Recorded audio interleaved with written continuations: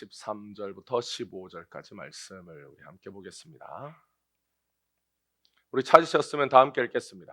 이때에 예수께서 갈릴리로부터 요단강에 이르러 요한에게 세례를 받으려 하시니 요한이 말려 이르되 내가 당신에게서 세례를 받아야 할 터인데 당신이 내게로 오시나이까? 예수께서 대답하여 이르시되 이제 허락하라. 우리가 이와 같이 하여 모든 의를 이루는 것이 합당하니라 하시니 이에 요한이 허락하는지라. 아멘. 할렐루야. 예수님께서 오늘도 여러분을 사랑하십니다. 여러분의 마음속에 우리 주님이 함께 계셔서 늘 여러분의 삶을 인도하시고 이끌어 주시기를 주님의 이름으로 축복합니다. 마태복음은 예수님께서 어떻게 우리의 구원자가 되시는가에 대하여 우리에게 주어진 주님의 복음입니다. 그래서 예수님 그분은 우리의 구원자가 되시기에 합당하신 분이신가?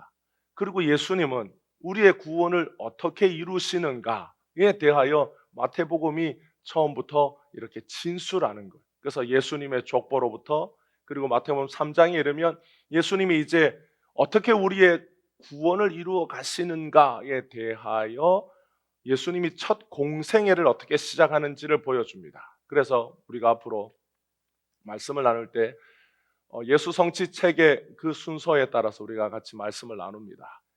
그런데 마태복음 5장, 6장, 7장은 이미 예수님이 우리의 구원을 이루실 때 그분이 모든 인간들이 하나님의 그 율법 아래에서 율법을 지킬 수 없는 존재인데 예수님이 그 율법을 어떻게 지켜주셨는가. 그래서 우리는 팔복이라고도 부르고 산상수훈이라고 불렀던 예수님의 그 8가지 사역이 실제로는 예수님이 우리를 구원하시려는 예수님의 사역이고 율법을 완성하신 주님의 역사다라고 하는 것을 우리는 2년마다 한 번씩 이 말씀을 들으면서 복음을 다시 기억하게 되었어요. 그래서 우리가 마태복음 3장과 4장 그리고 5장부터 7장까지 율법 완성을 넘어서 이제 7장과 8장 이렇게 이어지게 됩니다. 그러면 우리가 그 가운데 예수님이 우리의 구원을 이루시기 위해서 주님은 어떤 길을 가시고 그분은 어떻게 우리의 구원자가 되시는가? 예수님은 어떻게 나를 구원하시는 분이신가? 라고 하는 복음을 우리가 다시 듣고 다시 우리의 심령이 복음으로 새로워지기를 바랍니다. 수신제가 치국평천하라는 말이 있습니다. 그래서 사람이 천하를 다스리려면 먼저 자기의 몸을 닦고 가정을 다스리고 그리고 난 뒤에 나라를 다스려라 이렇게 말하는 거죠. 이게 유교 사회에서 굉장히 중요한 가치예요. 그런데 조선왕조 500년을 보면 수신제가 치국평천하라는 말이 하나도 맞지 않다라는 걸 잘 알 수 있습니다. 왕들마다 자기의 몸을 닦는 것부터 시작해서 가정을 돌보고 그래서 나라를 다스리는 점점 이게 바깥으로 확대되어 가잖아요. 그런데 조선왕조 500년 중에 왕들을 보면 자기의 몸을 닦는 것, 그러니까 자기를 관리하는 것, 자기를 먼저 깨끗하게 하는 삶을 살았다라고 내세울 만한 왕들이 그렇게 별로 없습니다. 유교라고 하는 사회 자체가 이 유교의 이념은 굉장히 좋을지 몰라도 그런데 조선왕조 500년을 보면 이 유교를 성리학을 통치의 이념으로 삼고 국가를 다스리는 근간으로 삼았어요. 그런데 우리가 그 용의 눈물 이런 걸 보면 왕이 되기 위하여 자신의 형제들을 다 죽여요. 그리고 자신의 아들의 왕위를 공고하게 하기 위하여 자신의 그 처가 식구들을 다 죽입니다. 장인도 유배 보내고 처남들도 죽여요. 왕이라고 하는 이 자리를 공고하게 하기 위하여 성리학을 바탕으로 세워진 조선은 굉장히 이 왕권 다툼을 위해서 치열하게 왕의 자리를 위해서 싸웁니다. 피 흘리기를 마다하지 않아요. 가족이라 할지라도 죽입니다. 자기의 자식이라 할지라도 내 아들이라 할지라도 이 왕위를 지키기 위해서는 뒤주에 가둬놓고 굶어 죽이는 것이 성리학 사회에서의 왕이라고 하는 자리였어요. 영조는 성리학의 대가였습니다. 성리학의 대가였던 영조는 이 왕권을 지키기 위해서 자기 아들을 사도세자를 뒤주에 가둬서 굶겨 죽여요. 땡볕에 가둬두고. 그것이 성리학의 대가였던 영조가 왕위를 지키는 방식이었어요. 그러니까 수신제가 치국평천하라고 하는 이 가치에서 보면 조선이라고 하는 500년의 나라는 그렇게 그 가치에 합당하지 않았다라는 거죠. 그러면 우리나라만 그러냐? 아니에요. 전 세계 모든 국가, 왕권이었던 국가, 심지어는 공화국제를 지향하는 이 시대의 민주주의라고 하는 모든 국가들은 다 그렇습니다.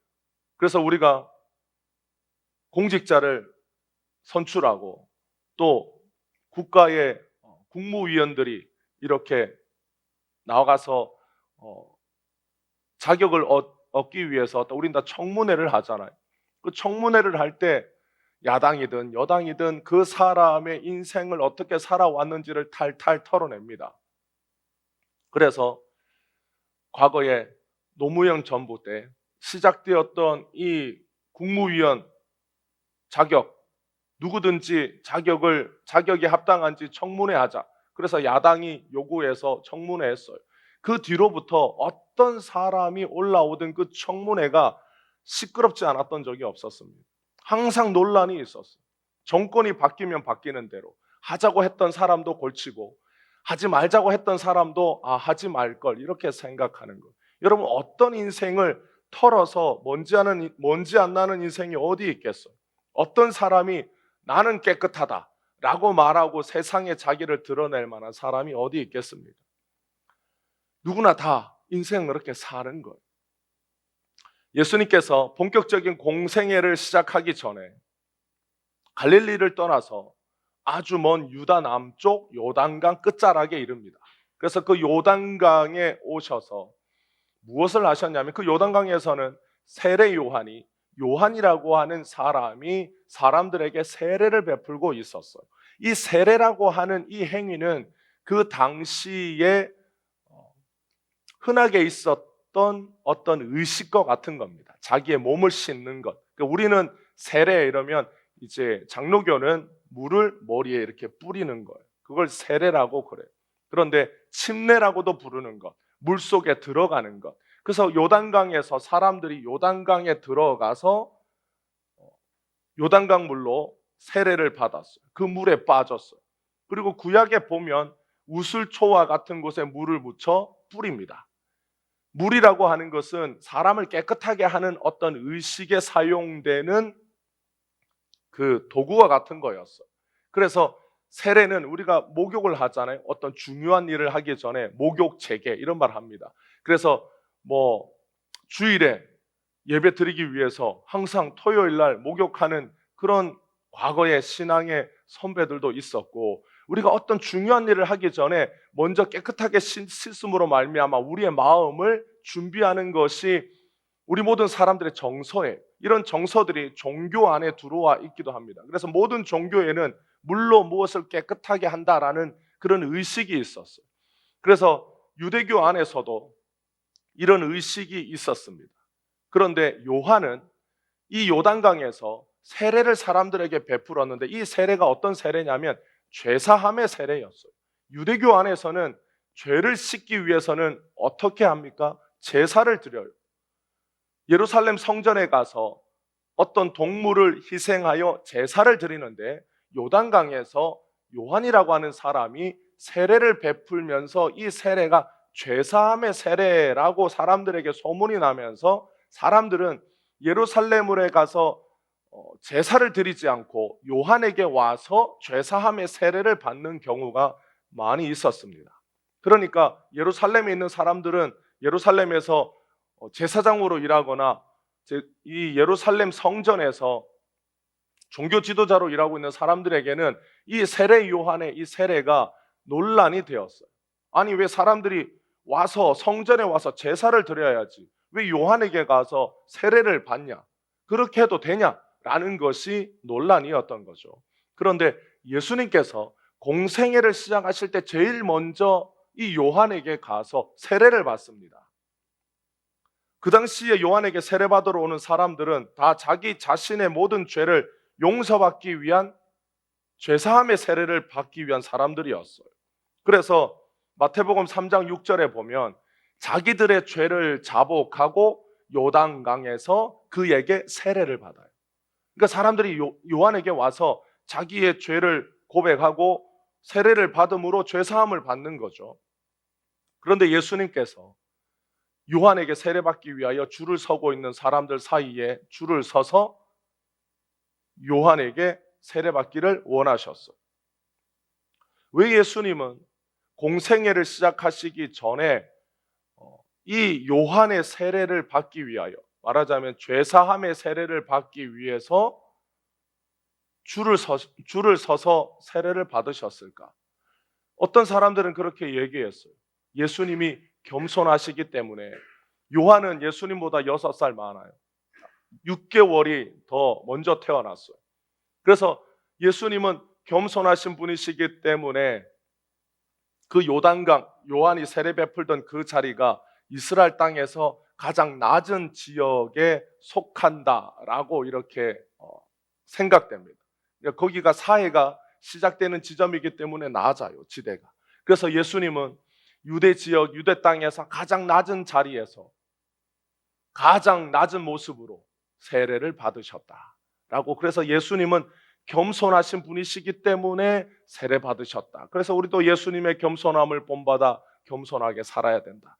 이런 설교를 가끔 들었습니다. 그러면 예수님은 죄 없으신 분이시잖아요. 예수님은 인간의 모습으로 오셨지만 그분은 죄가 없으십니다.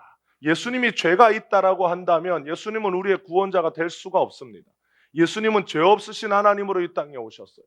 그런데 요한의 세례는 누가 받느냐? 자기가 죄가 있다라고 말하는 사람들이 받는 게 요한의 세례예요.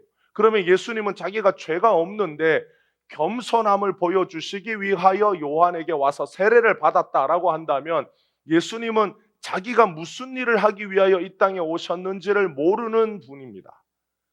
그 전능하신 분이 어리석게도 이 요한에게 세례 받으러 오는 사람들이 왜 세례를 받으러 왔는지조차 모르고 가서 세례 받으시는 어리석은 사람이라는 걸 증명하는 게 예수님이 겸손하기 때문에 세례 받았다라는 말이에요.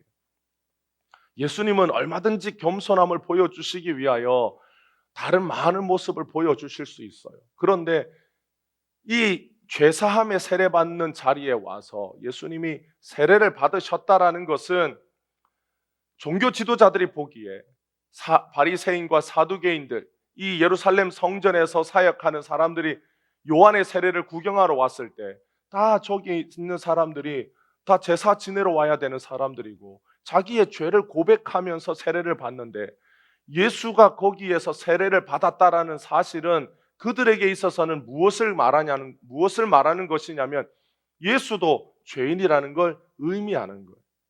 예수도 죄인이니까 요한의 세례를 받았지. 그래서 나중에 예수님이 공생애를 시작하시고 난 이후에 사람들 사이에 소문이 퍼집니다. 야, 예수도 세례 요한에게 세례 받았다 하더라, 요단강에서.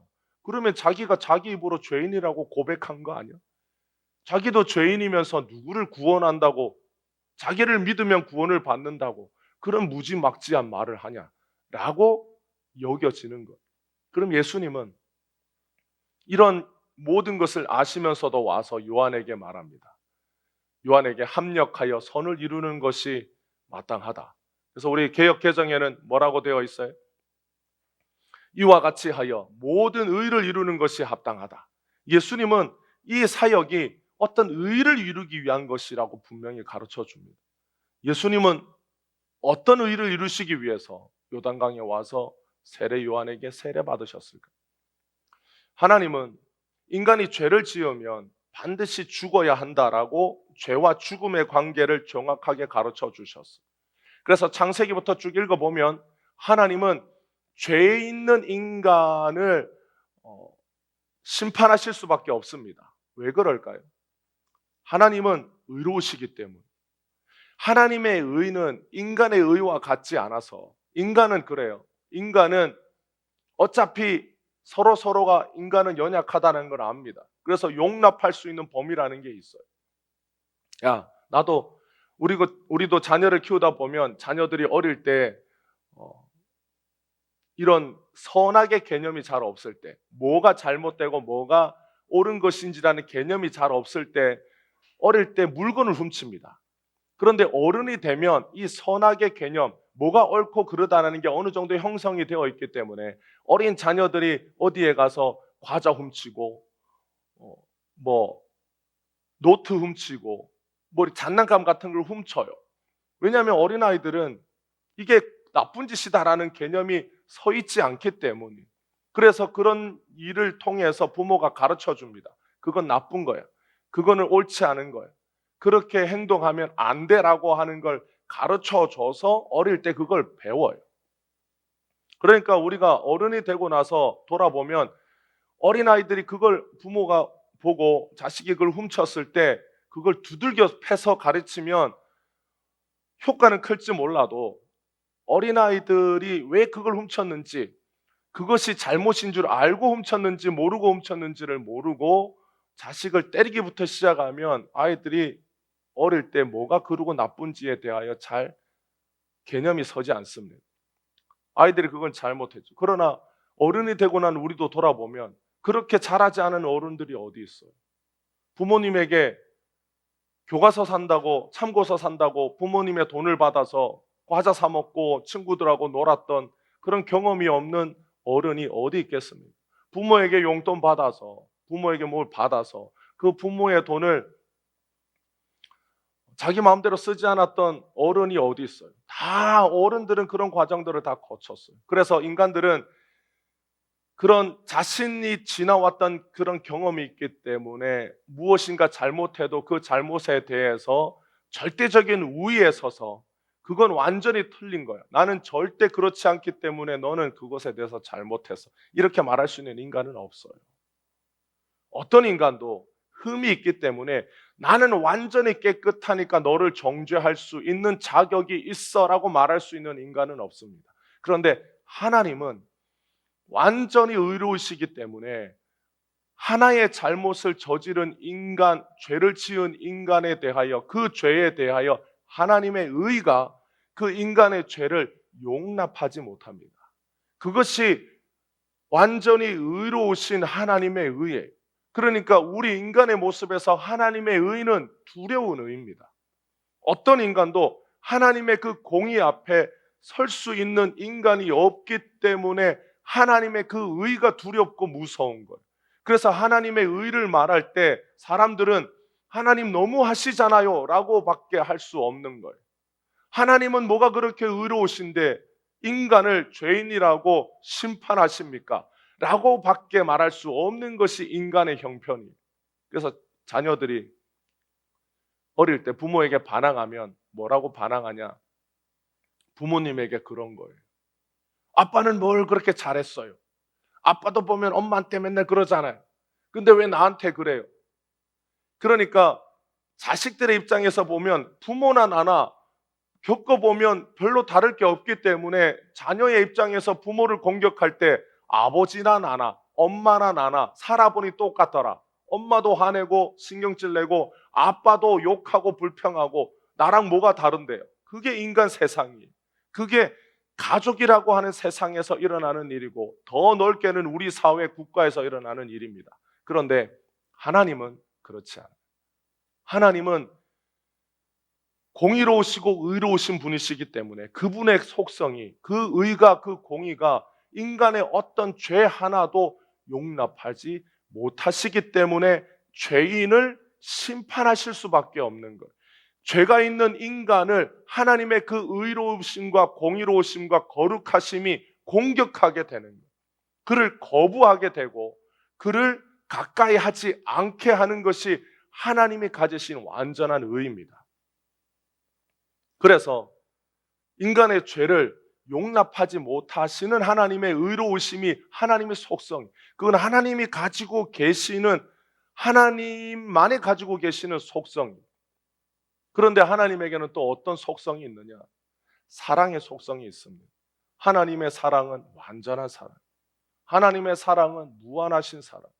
그러니까 하나님은, 우리가 하나님을 굉장히 단면적으로 아는데 하나님은 굉장히 여러 면들이 다층적으로 계신 분. 그 하나님을 이해하기가 어려워.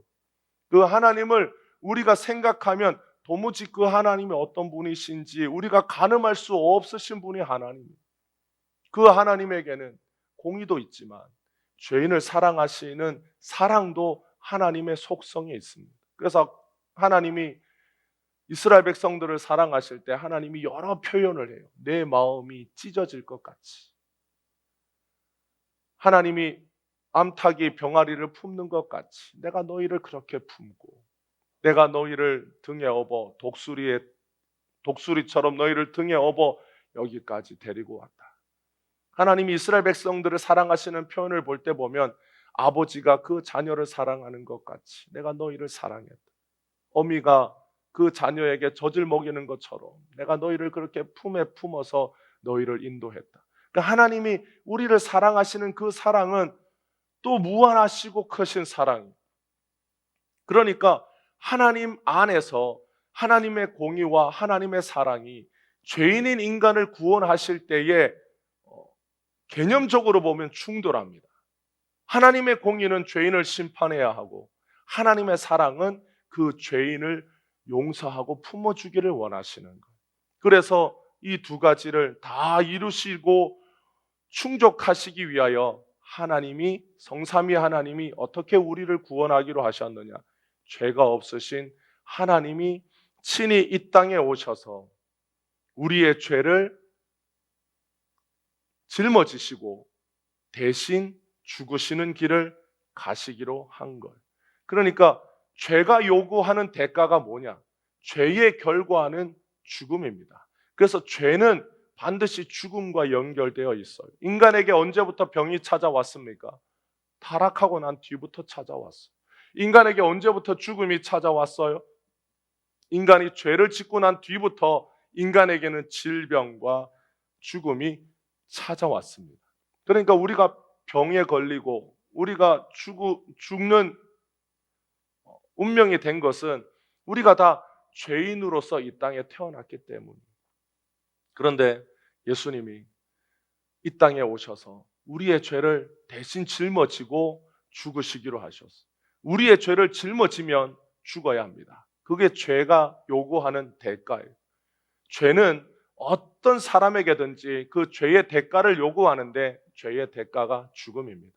그래서 예수님이 이 땅에 와서 우리의 죄를 짊어지고 우리의 죄를 짊어진 대가인 죽음을 십자가에서 치르시기로 하셨어요. 그래서 예수님께서 갈릴리에서 요단강까지 걸어가셔서 요한에게 세례를 받으신 것은 예수님이 죄가 있기 때문도 아니요, 예수님이 겸손한 것을 보여주기 위함도 아니라, 예수님은 죄 없지만 예수님이 이 땅에 왜 오셨느냐? 죄인을 구원하기 위하여. 어떻게 구원하시느냐? 죄인들의 죄를 내가 대신 짊어지고 내가 죽겠다 라고 하는 예수님이 앞으로 하실 구원 사역이 어떤 사역인지를 보여주시는 첫 번째 사건이 요한에게 와서 세례를 받는 겁니다.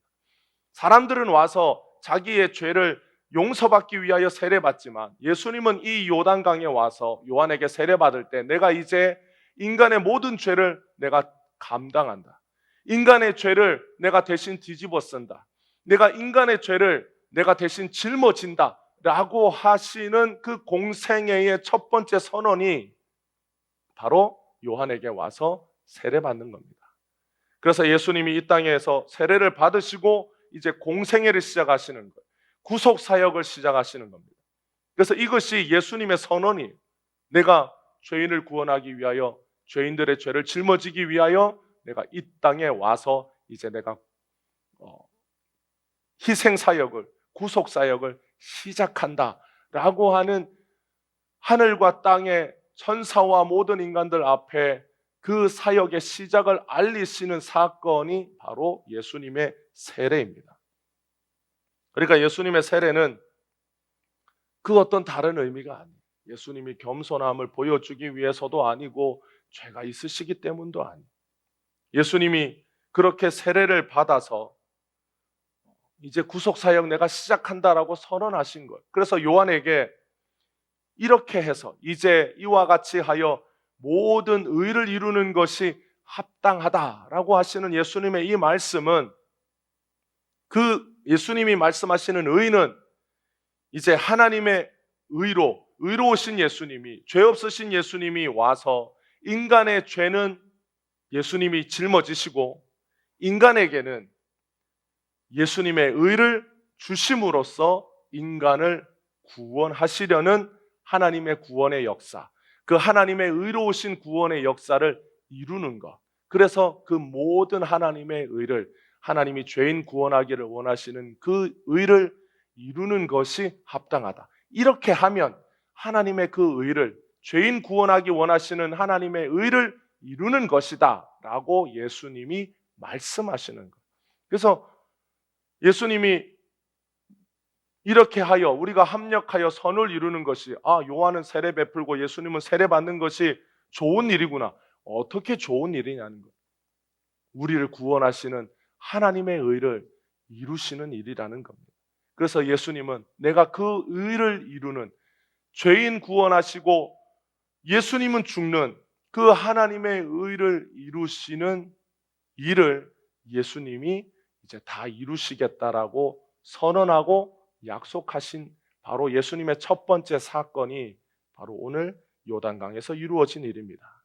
인간은 왜 스스로 죄를 해결할 수 없을까요? 인간은 스스로 죄를 씻으면 씻을 수 있을 것 같지 않아요. 그래서 모든 종교가 이런 개인이 자기의 죄의 문제라든가 구원의 문제를 스스로 해결하라고 그래요. 그러니까 불교는, 석가는 해탈했다고 말합니다. 석가는 부처가 되었어. 자기는 자기가 스스로 인생의 모든 괴로움으로부터 나는 이제 벗어났다. 그래서 불교는 뭘 추구합니까? 인생에 있는 이 땅에서 살아가는 모든 고통들로부터 내가 자유로워지면 그걸 해탈했다라고 말해요. 그래서 초월한 존재가 되는 거예요. 세상의 모든 근심과 걱정으로부터 초월한 존재. 그러니까 누가 괴로움을 당해도 우리는 자기 자식이 아프면 괴롭잖아요. 그런데 그 괴로움이 어디서부터 왔느냐? 이 땅의 문제, 우리가 뭐에서 매이기부터 매이니까, 뭘 집착하니까 그런 고통이 왔다고 봅니다. 그래서 불교는 그 고통, 집착에서부터 벗어나라고 그래요. 그래서 집착에서 벗어나기 위해서 제일 먼저 하는 게 뭡니까? 출가예요. 부모와 자식의 인연, 가장 이 땅에 살면서 즐긴 인연, 부모와 자식으로 맺어진 이 혈연의 관계가 가장 질기기 때문에 이걸 먼저 끊는 겁니다. 끊어서 출가해요. 내가 이 집착에서부터 벗어난다. 그래서 산에 들어갑니다. 그래서 생쌀 먹고 수련하고 집 밖에 안 나가고 잠 안 자고 온갖 수행을 다 해요. 그렇게 하면 구원을 받는가? 자기의 죄가 깨끗해지는가? 그렇지 않습니다. 어떤 승려도 자기가 이 세상을 떠나면서 나는 깨끗해졌다라고 말하고 떠난 승려는 없어요. 다 그렇게 고행해 보니 뭐가 보이냐면 자기의 죄만 보이는 거예요. 그렇게 수행을 해보니 집착하는 자기의 모습만 보이는 거예요. 집착하지 말라고 하면 할수록 집착할 수밖에 없는 자기만 보이는 거예요. 인생은 다 그런 겁니다. 모든 종교가 깨끗해져라, 거룩해져라, 의로워져라 라고 말하지만 인간 스스로 깨끗해지고 의로워지고 거룩해지는 것은 정도만 다르고 단계만 다를 뿐 어디까지 깨끗해져야 깨끗한 건지, 얼마만큼 거룩해져야 거룩한 건지를 알 수가 없는 거예요. 그래서 모든 일반 종교, 윤리 종교에서는 이것이 다 상대적입니다.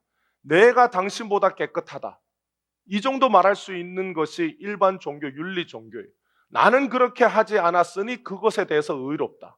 그러나 다른 문제에 있어서는 문제가 있다. 그러니까 다 상대적이고 기준이 없고 정도의 차이만 있을 뿐입니다. 그런데 예수님은 내가 죄 없다 하실 때 예수님은 완전히 죄가 없으신 분. 예수님이 의롭다 하실 때 그 의로움은 완전한 의로움입니다. 완벽한 의로움입니다. 예수님은 인간이면서도 완전한 신이신데 죄 있는 인간들을 대신하여 어떻게 죄를 감당하실 수 있느냐? 예수님은 완전한 의로우신 분이기 때문에 인간의 죄를 짊어질 수 있는 거예요. 사람들은 내가 죄를 100개 지었으면 깨끗한 일 100번 하면 서로 쌤쌤이 해서 하나씩 없애면 된다고 생각합니다. 그러나 우리가 지나온 날을 돌아보면 착한 일을 많이 했을까요? 나쁜 일을 많이 했을까요? 우리는 나쁜 생각을 많이 했을까요? 좋은 생각을 많이 했을까요? 인간은 살면 살수록 죄를 짓는 존재예요. 살면 살수록 죄가 쌓이는 존재예요. 그런데 예수님은 의로우시고 완전하시고 거룩하신 분입니다. 그래서 예수님이 우리의 죄를 담당하실 수 있는 자격이 있으신 거예요. 여러분, 인간이 부모가 아무리 자녀를 사랑해도 자녀의 죄를 위하여 대신 죽어줄 수 없습니다. 왜냐하면 그 부모라는 존재도 죄인일 뿐이에요. 부모가 자녀를 위해서 죽어줄 수는 있습니다. 자녀가 위급할 때 차도에 자녀가 갔을 때 그 자녀를 구해주고 부모가 대신 죽는 경우가 있어요. 그런데 그랬다 할지라도 그 자녀를 위해서 대신 죽는 행위가 그 자녀의 죄를 대신 치러준 게 아니에요. 왜냐하면 부모는 자기의 죄를 자기가 감당해야 되기 때문입니다. 그러니까 자기가 자기 스스로의 문제를 해결하지 못하는데 다른 사람의 문제를, 다른 사람의 죄의 문제를 감당해 줄 수 없는 거예요. 그런데 예수님은 죄 없으시고 의로우신 분이기 때문에 우리의 모든 죄를 감당하실 수 있는 자격이 예수님에게만 있는 거예요. 예수님만 왜 구원자인가? 세상의 모든 사람들이 말합니다. 아니, 왜 기독교는 예수만 구원이 있다고 말하느냐? 예수님만이 의로우시고 죄 없으신 분이기 때문에. 그런데 그 예수님이 이 땅에 오셔서 여러분 공생애를 시작하실 때 세례 요한에게 몰래 세례 받으실 수 있지 않겠어요? 사람을 보내서 요한에게 요단강 저기 밤에 저녁에 사람들 없을 때 그때 우리가 만나서 세례를 베풀라고 말하고 세례를 그냥 혼자 예수님 받으실 수도 있잖아요. 사람들 보지 않을 때. 왜냐하면 예수님이 그렇게 공개적으로 사람들 앞에서 세례를 받으면 사람들이 볼 때 예수님이 자기가 죄인이라고 스스로 고백하는 꼴이지 않습니까? 그런데 예수님은 그렇게 몰래 숨어서 세례받지 않고 공개적으로 모든 사람들 앞에서 세례를 받으셨어요.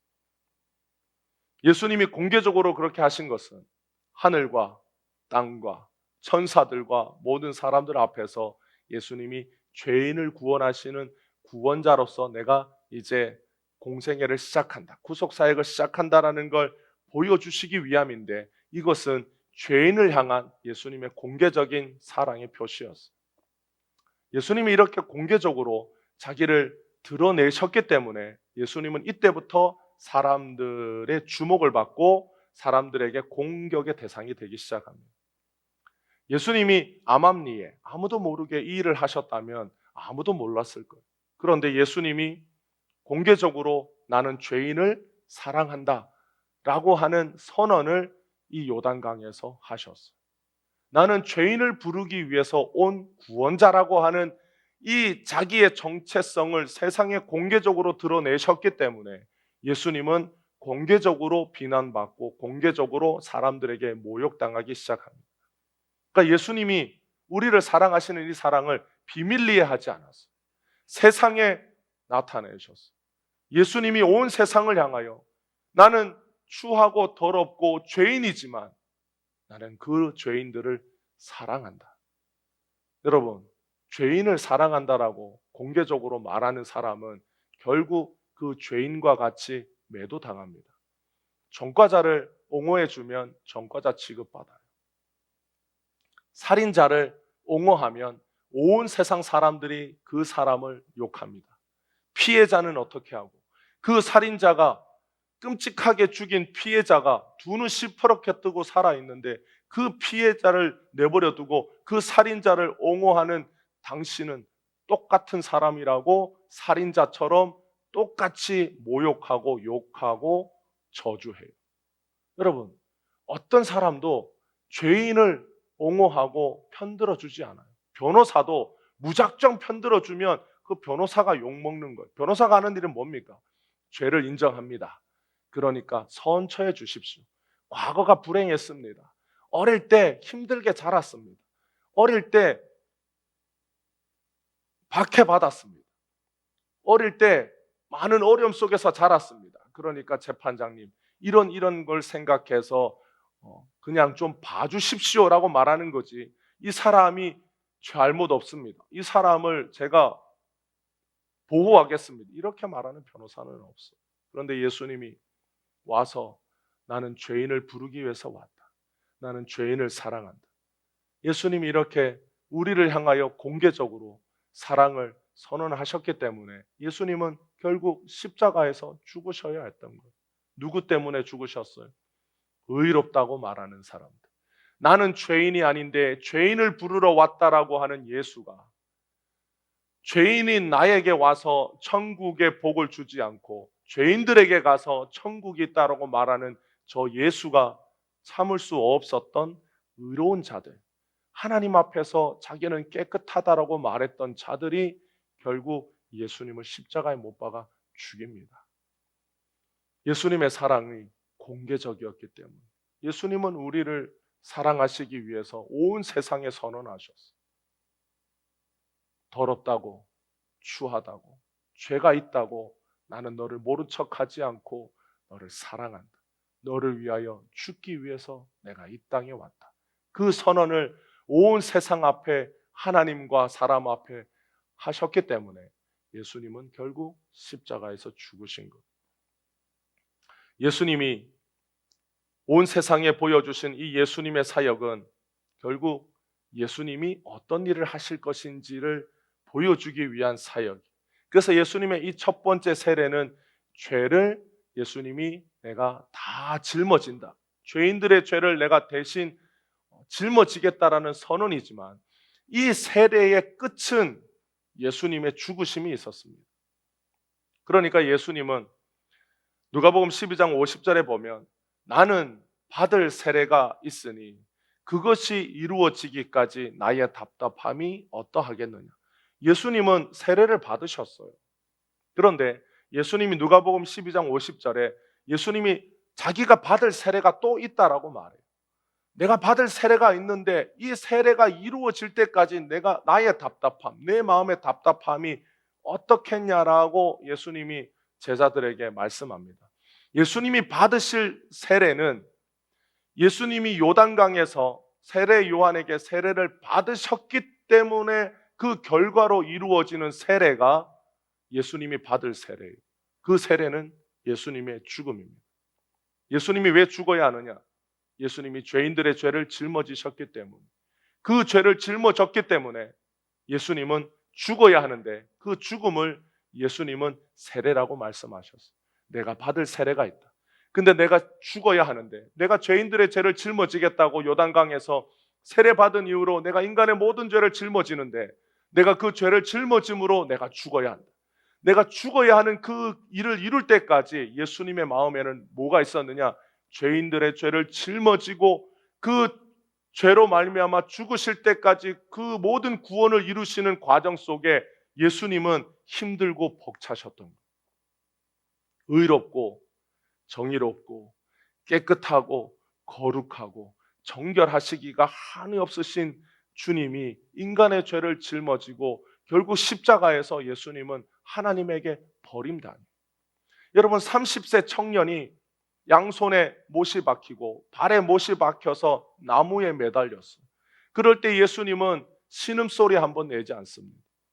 예수님이, 우리는 패션 오브 크라이스트를 보면 그 영화를 멜 깁슨이 감독을 만들었던 가톨릭의 관점에서 예수님의 고난과 죽음을 그렸던 그 영화를 보면 예수님이 매 맞는 장면이 그렇게 많이 나와요.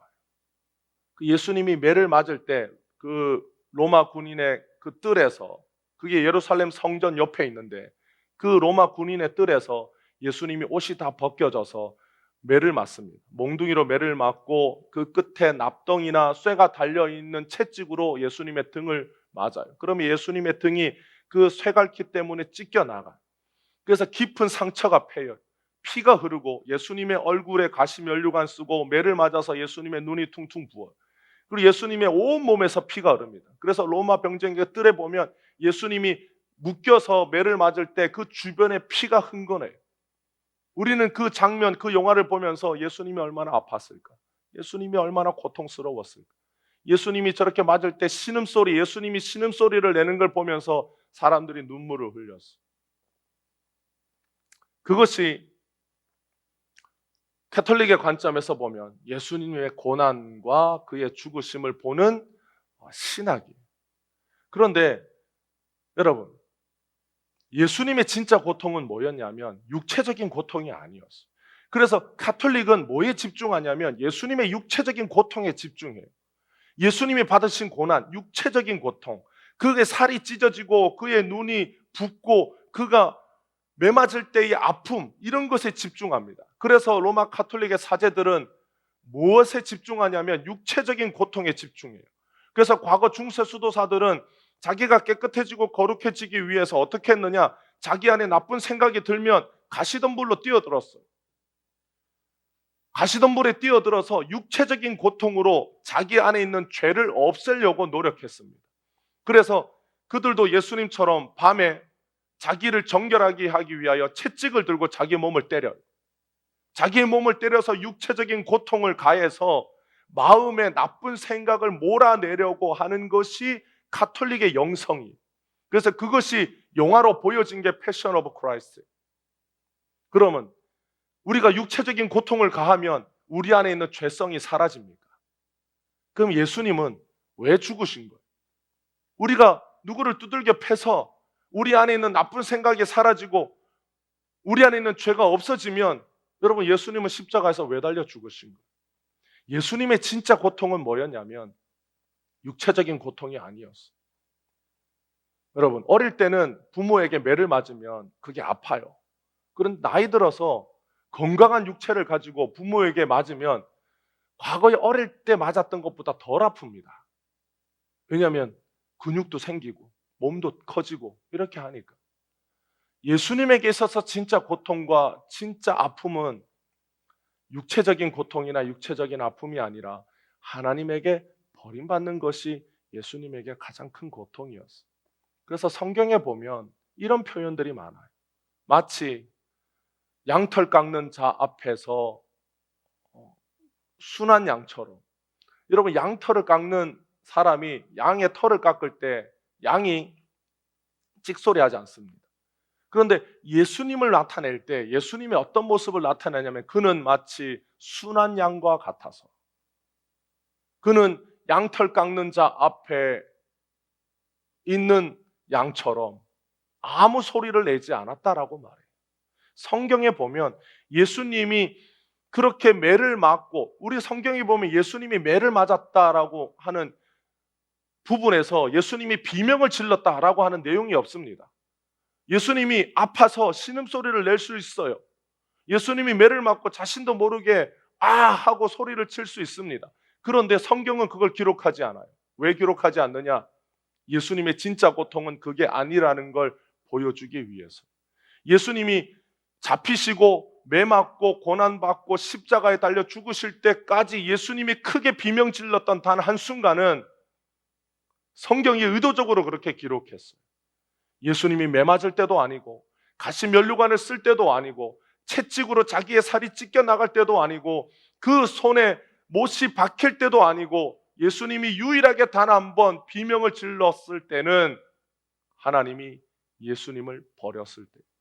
그래서 예수님이 십자가에 달려 단 한 번 하나님을 향하여 크게 비명 지릅니다.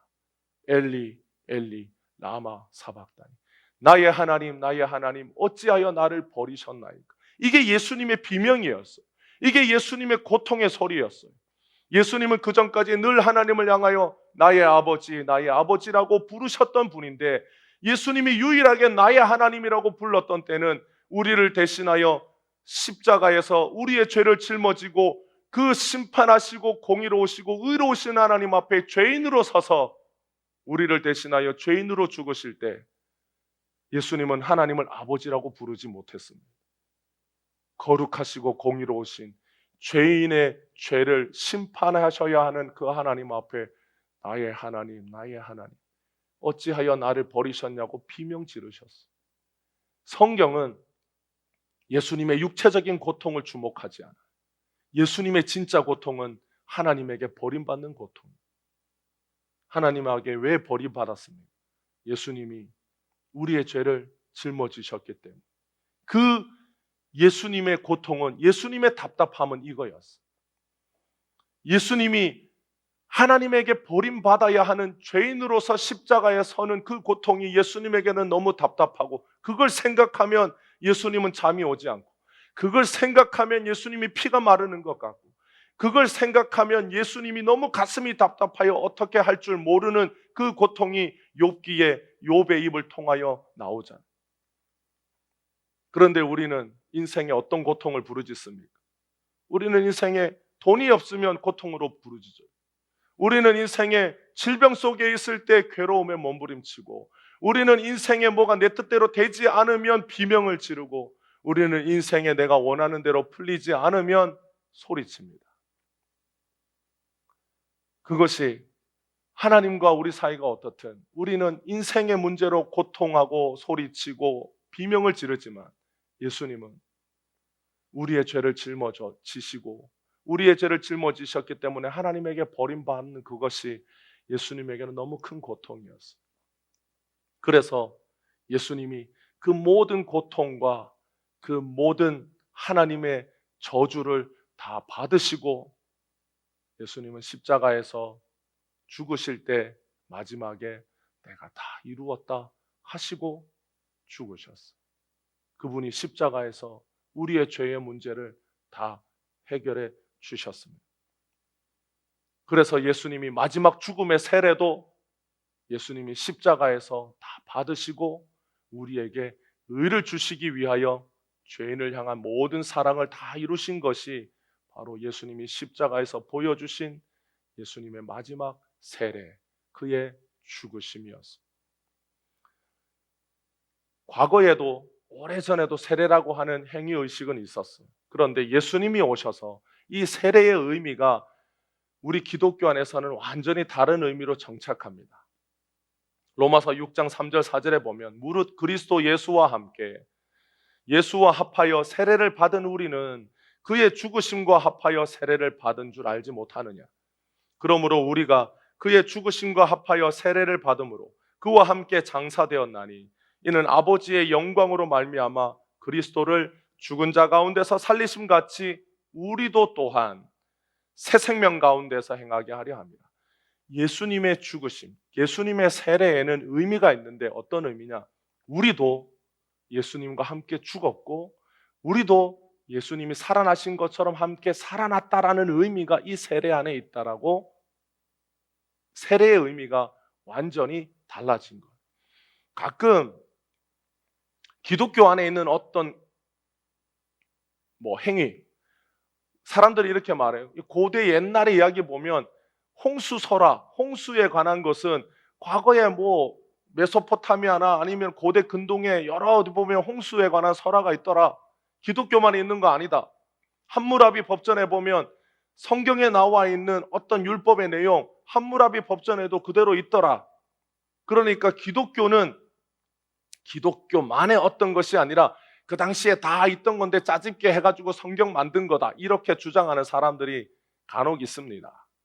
아니, 의외로 많아요. 세례도 마찬가지. 세례도 기독교만 세례가 있는 게 아니에요.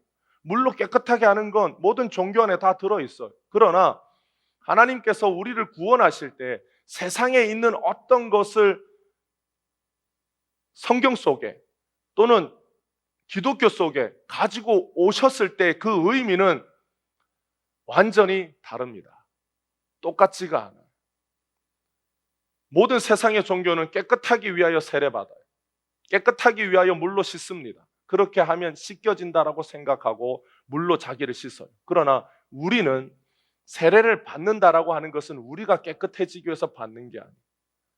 예수님이 죽으심으로, 예수님이 부활하심으로, 예수님이 우리의 죄를 짊어지고 죽으셨을 때 우리도 죽었고, 예수님이 부활하실 때 우리도 부활했다라고 하는 그것을 공식적으로 나타내고 드러내는 것이 세례입니다. 그래서 우리가 세례를 왜 받느냐? 우리의 정체성은, 우리의 존재는 예수님을 믿음으로 말미암아 우리가 구원받아요. 세례는 그 구원의 표시로 받는 겁니다. 그러면 우리의 구원의 뜻은 뭐냐? 예수님이 나의 죄를 지고 죽으셨을 때 나도 죽었다라는 거예요. 여러분은 죽었어요. 언제 죽었느냐? 예수님이 십자가에 못 박혀 죽으셨을 때 여러분도 같이 죽었어요. 그런데 여러분이 다시 살아났어요. 언제 살아났느냐? 예수님이 3일 만에 무덤에서 부활하실 때 우리도 같이 부활했습니다. 그러니까 우리는 예수님과 함께 죽었고 예수님과 함께 부활했어요. 그게 우리의 정체성이에요. 우리는 한 번 죽고 한 번 살아났기 때문에 다시 죽지 않습니다. 왜냐?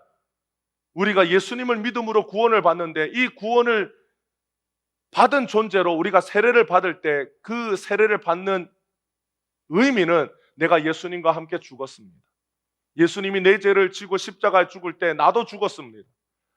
그래서 나는 예수님 때문에 죄 없는 자가 되었습니다. 죄 용서 받았습니다. 그 의미로 세례를 받고, 그리고 나는 예수님이 죽음에서 부활하실 때 나도 부활했습니다. 내 안에, 내가 예수님 믿음으로 예수님의 생명이 내 안에 있습니다. 예수님을 믿는 나를 의롭다라고 예수님의 의를 나에게 줘서 이제 나는 천국에 들어갈 수 있는 자격이 예수님 때문에 생겼습니다. 나는 새 생명 얻은 사람입니다. 그걸 모든 성도들 앞에서 공개적으로 표현하는 것이 세례받는 거예요. 그래서 우리가 예수를 믿지 않던 사람이 예수 믿고 세례받을 때 우리는 그가 주님으로부터 죄사함 받고 의로워지고 하나님의 자녀가 되고 천국 백성이 되었음을 온 세상, 하늘과 땅과 천사와 하나님 앞에서 공개적으로 선언하는 것이 세례받는 겁니다. 그래서 우리는 다 죽었어요. 예수님과 함께. 우리는 다 다시 부활했어요. 예수님의 무덤에서 부활하신 것 함께 우리도 부활했어요. 이것이 우리의 신앙의 고백.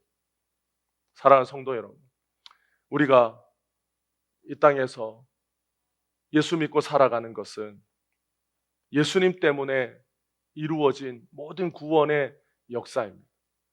예수님이 우리의 구원을 이루시려고 처음 세례를 받으시고, 예수님이 우리의 구원을 완성하시려고 십자가에서 마지막 죽음의 세례를 받으시고 우리의 구원을 완성하셨어요. 그래서 성도인 우리는 예수님이 나의 죄를 대신 져주셨다라고 하는 것을 고백하고 감사하며 살아가는 것이 바로 성도인 우리들의 신앙의 자세입니다. 그것이 나의 공로와 나의 의와 나의 희생으로 이루어진 것이 아니기 때문에, 예수님으로 말미암아 주어지고 선물이고 예수님의 은혜이기 때문에 우리는 이 땅에서 살아가는 동안 무엇이 나의 의고 나의 공로라고 주님 앞에 내세울 것이 없는 거예요. 성도는 스스로 의로워지는 자들이 아니라 예수의 공로로 말미암아 의로워진 것을 날마다 믿음으로 고백하는 자들이. 그래서 주님의 의가 아니고 주님의 공로가 아니고 주님의 죄사함이 아니면 우리는 우리의 의로 스스로 깨끗해질 수 없기 때문에 우리가 천국에 들어가는 날까지 무엇을 해야 하느냐? 나를 위하여 내 죄를 희생하시고 내 죄를 위하여 죽으신 예수님 앞에 늘 가까이 가는 겁니다. 주님 앞에 늘 가까이 가면 주님이 우리의 허물과 죄를 날마다 깨끗하게 해주시는. 그래서 예수님이 바꿔 말하면, 우리가 날마다 예수님 앞에 가는 것은 바꿔 말하면 예수님이 날마다 우리 안에서 역사하시는 것. 예수님이 우리를 부르시지 않으면 어떤 사람도 예수님 앞에 못 갑니다.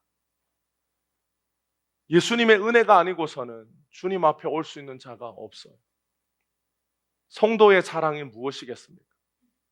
나의 구원은 나의 트로피가 아니에요. 나의 구원은 예수님이 우리를 위해서 이루어 주신 선물이요 은혜입니다. 그것이 우리의 고백이. 우리의 신앙은 우리가 착한 일도 할 수 있고 좋은 일도 할 수 있고 이때 이 세상에 살면서 예수님을 위해서 충성되게 살 수도 있어요. 예수님을 위해서 직장인으로 살기도 하고 학생으로 살기도 하고 또 사회에서 어떤 직업을 가지고 예수님을 위해서 사는 여러 모습들이 있습니다. 그 중에는 목사도 있고 선교사도 있어요.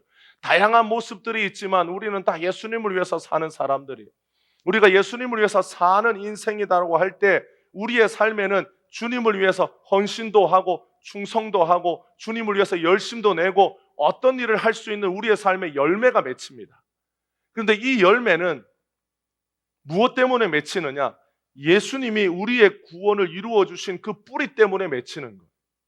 그래서 우리가 선한 일하고 좋은 일을 하면 이것이 나의 열매, 내가 선한 일하고 내가 착한 일하고 내가 좋은 일을 했는데 그럼 이것을 내 것이라고 말해야 되지 않습니까?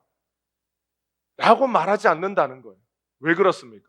우리는 예수님이라고 하는 나무에 접붙여진 가지기 때문에. 우리가 만약에 예수님이라고 하는 이 나무에 접붙여지지 않고 땅바닥에 떨어져 있으면 말라 죽는 거예요. 우리가 구원으로 말미암아 예수님에게 다 접붙여졌어요. 그래서 예수님이라고 하는 이 뿌리를 통해서 우리는 날마다 모든 좋은 것들을 공급받아서 우리의 가지에 열매가 맺힙니다. 근데 이 열매가 내 구원의 뿌리가 아니라는 거예요. 내 구원의 뿌리는 누구십니까? 예수님이. 근데 그 예수님으로 말미암아 우리의 삶에 열매가 맺혔어요. 누구 때문에 맺힌 거예요? 예수님 때문에 맺힌 거예요.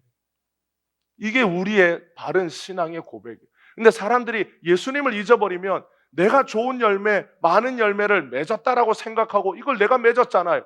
내가 했잖아요. 그런데 왜 내 것이라고 말하지 않는 거예요? 왜 나의 열심과 충성과 헌신을 무시하는 거예요? 라고 말하는 거예요.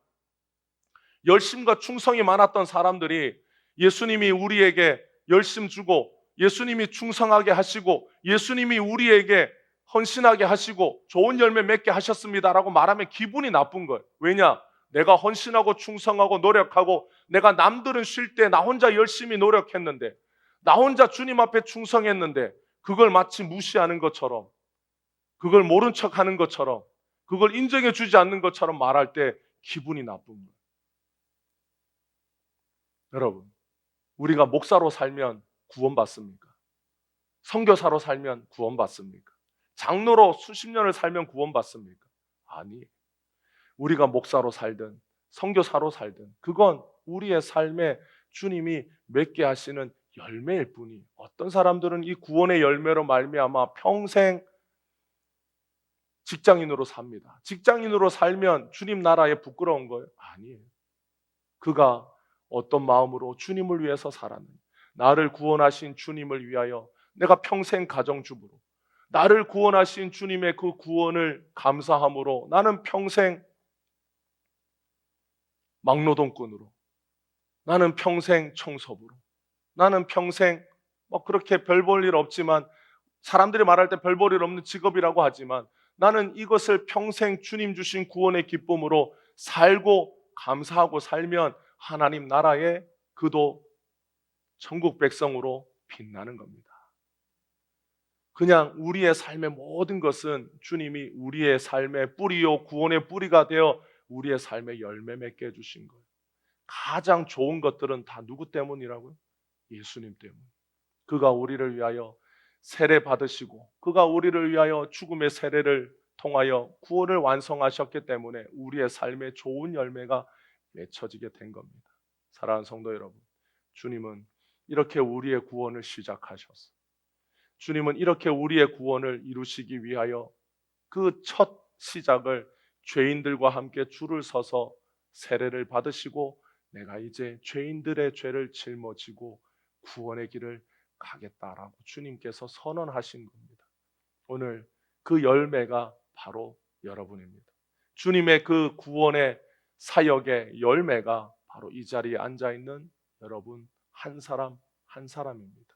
주님이 그래서 여러분을 사랑하시고 주님이 여러분을 귀하게 여기시고 여러분 한 사람 한 사람은 예수님이 자기 생명으로 구원하신 아름다운 보석과 같은 존재. 그러니 여러분의 인생에, 여러분의 삶에 잠시 잠깐 어렵고 힘든 일이 있다 할지라도 우리를 사랑하셔서 자신의 전부를 주신 그 예수님의 큰 사랑을 여러분 힘입고 의지하여 어떤 길이든 담대하게 힘을 내고 용기를 내어 예수님을 믿음으로 여러분 헤쳐나가 승리하시기를 주님의 이름으로 축복합니다. 기도하겠습니다. 사랑과 은혜가 많으신 주님, 은혜로우신 주님, 우리를 위하여 모든 사람 앞에, 하나님 앞에, 세상 앞에 세례받으신 주님, 우리의 죄를 짊어지시겠다라고 선언하신 주님, 그 구원의 시작을 통하여 우리가 주님의 구원의 열매가 되었음을 찬양합니다. 우리가 주님의 그 구원의 열매가 되어 주님을 위해서 사는 자들 되게 하신 주님을 찬양합니다. 오늘도 우리를 위하여 이 땅에 오셔서 우리의 모든 죄를 짊어지고 우리 대신 죽으신 그 예수님의 큰 사랑, 그 놀라우신 구원의 선물을 누리며 살도록 오늘 이 시간 우리 모든 성도들에게 예수님의 이 크신 은혜를 깊이 깨닫게 하여 주옵소서. 이 구원의 큰 선물 베풀어 주신 우리 주님께 모든 영광을 드리며 살아계신 예수님의 이름으로 기도하옵나이다. 아멘. 새롭게 하소서.